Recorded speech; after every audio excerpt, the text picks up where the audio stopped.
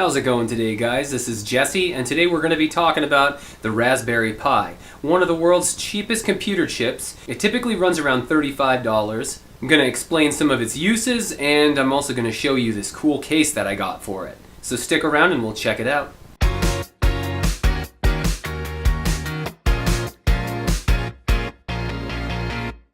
Okay, so let's start out by talking about the Raspberry Pi itself. Advertised as an extremely affordable and versatile computer, the Raspberry Pi has seen a couple of revisions, the newest one being the Raspberry Pi 3. It has a quad-core 1.2 GHz processor, it's built-in Bluetooth, 4 USB ports, an HDMI, and a micro SD card slot. And it also has an Ethernet jack. So this is the Raspberry Pi itself right here. It's relatively small.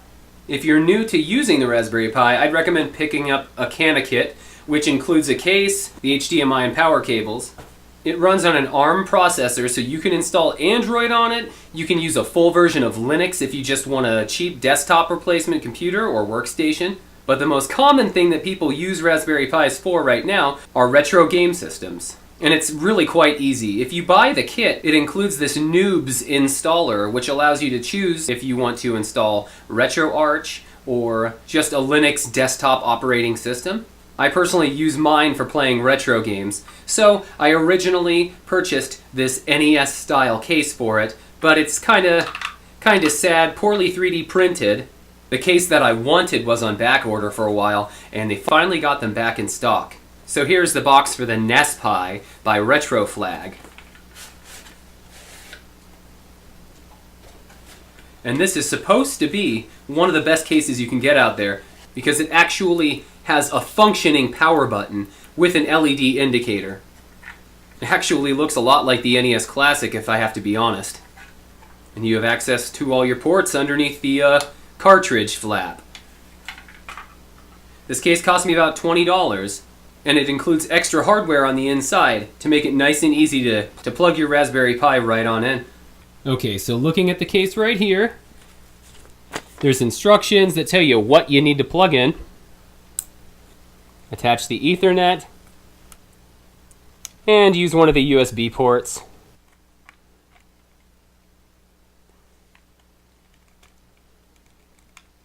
But you should be able to wiggle everything around and get it lined up nice.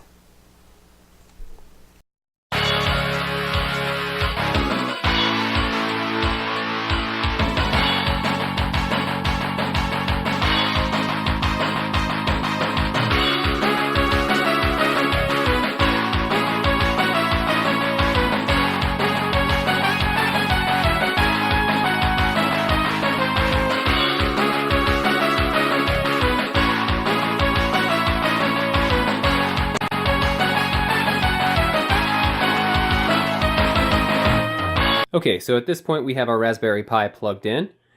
We can push the power button, and the orange LED indicator lets us know it's turned on.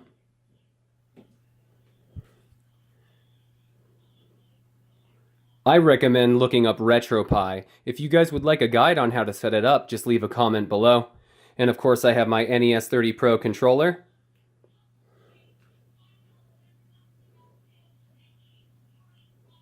And I'm paired up.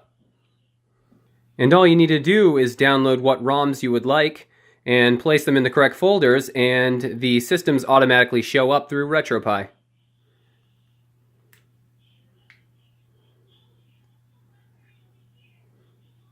So let's try out an NES game real quick.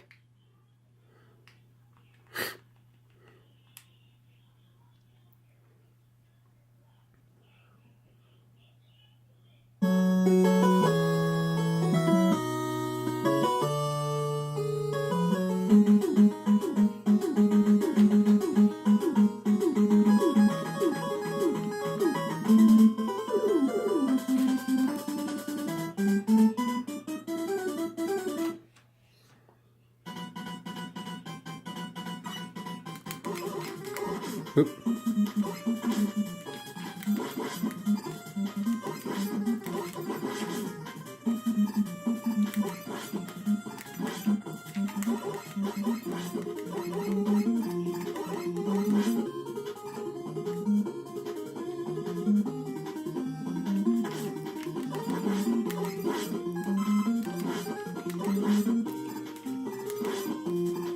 And if you just press select and start, it'll bring you back to your main menu.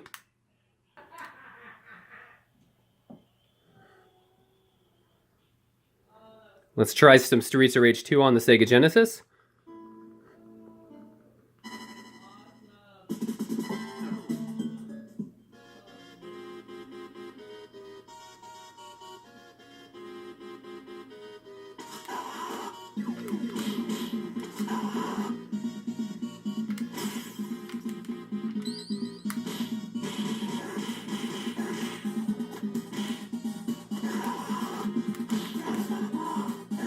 Back out.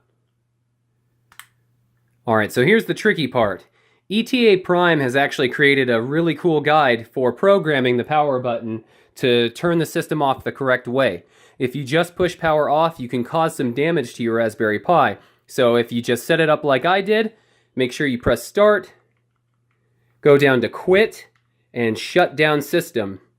That enables the Raspberry Pi to fully shut off the proper way.